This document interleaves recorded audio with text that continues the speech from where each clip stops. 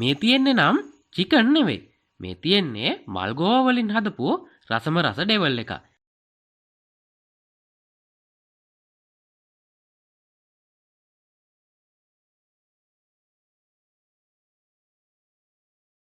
මේ මල්ගෝවා ඩෙවල් එක හදන්න අද අපි අරගෙන තියෙනවා බැදගත්ත මල්ගෝවා, කොටුවට කපාගත්ත ලූණු, කොටුවට කපාගත්ත තක්කාලි, මාළු මිරිස්, තලාගත් ඉඟුරු සුදු ලූණු, වතුර කෝප්ප භාගයක දිය කරගත්ත කෝන්ෆ්ලවර් තේ හැඳි 2ක්,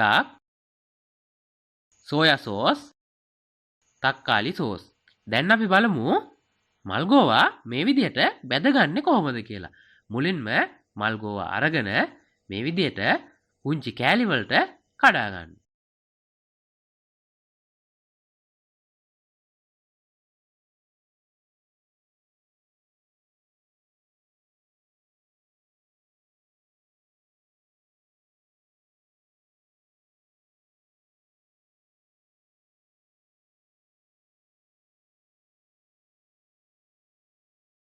මේ විදිහට මල්ගෝවා ටික කඩා ගත්තට පස්සේ වතුර භාජනයක් අරගෙන ඒ වතුර භාජනයේට ලුණු තේ හැඳි 2ක් විතර දාලා කහකුඩු තේ හැන්දක් දාගන්න.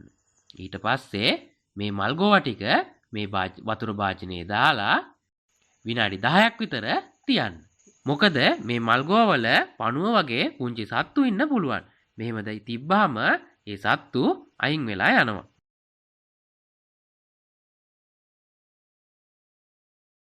ඊට පස්සේ වතුර භාජනයක් ලිපේ තියලා ඒ වතුර භාජනය රත් වුණාට පස්සේ එයට ලුණු තේ හැන්දක් විතර දාන්න. දාලා පොඟවා ගත්ත මල්ගෝවා මේ වතුර භාජනයට දාලා පියනකින් වහලා සාමාන්‍ය ප්‍රමාණයට තැම්බෙන තුරු තියන්න.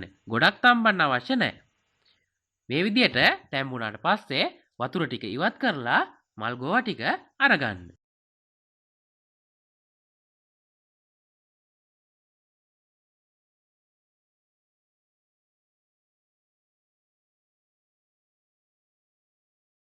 දැන් පාම් පිටි ග්‍රෑම් 200ක් අරගෙන එයට කෝන්ෆ්ලවර් මේස හැඳි 2ක් එකතු කරන්න. ඊළඟට රස අණුව ලුණු එකතු කරන්න. ඊළඟට මිරිස් කුඩු තේ හැන්දක් එකතු කරන්න. ඊළඟට කහ කුඩු තේ හැඳි භාගයක් එකතු කරන්න. එකතු කරලා හොඳින් කලවම් කරලා වතුර දාලා මේ වගේ ටිකක් ඝන බැටර් එකක් හදාගන්න.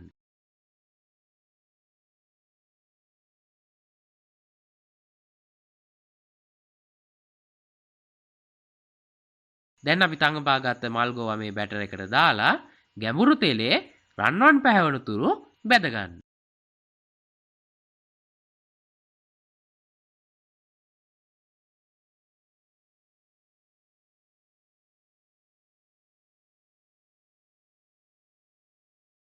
පේනවනේ මේ මල්ගෝවා හොඳ ලස්සන පාටට තියෙනවා. ඩෙවල් එක හදන්න නැතුව මේ විදියට කන්නත් පුළුවන්. මල්ගෝවා ටික බැදගත්තට පස්සේ භාජනයක් ලිපේ තියලා එයට පොල් තෙල් මේස හැඳි 2ක් දාන්න. පොල් තෙල් ටික රත් වුණාට පස්සේ තලාගත් ඉඟුරු සුදු ලූණු දාන්න. ඊළඟට කොටුවට කපාගත්ත ලූණු එකතු කරන්න.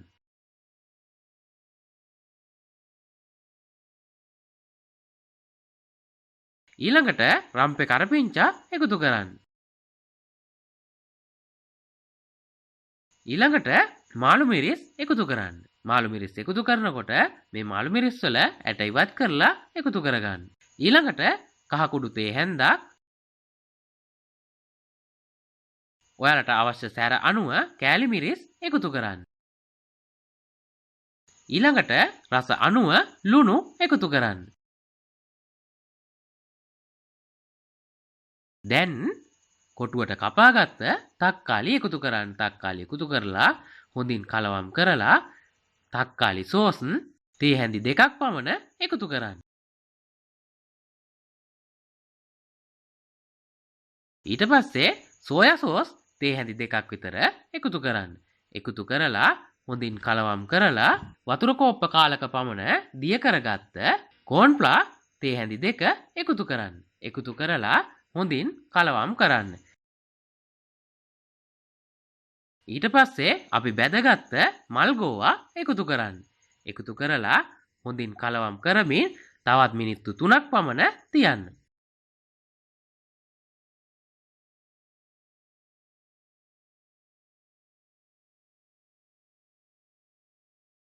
ඔන්න අපේ මල්ගෝ වඩේවල් එක හදලා ඉවරයි.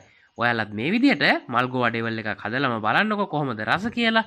ඉතින් ඒ වගේම ඔයාලා තවමත් අපේ YouTube channel එක subscribe කරලා නැත්නම් දැන්මම පල්ලෙහා තියෙන subscribe button එක ඔබලා ඊට එහා පැත්තේ තියෙන bell icon එක ඔබන්නත් අමතක කරන්න එපා. ඉතින් වීඩියෝ එක පිළිබඳව ඔයාලගේ අදහස් පහලින් comment එකක් දාන්න. වීඩියෝ එක හොඳයි කියලා හිතෙනවා නම් යාළුවන්ට බලන්න share කරන්නත් අමතක කරන්න එපා.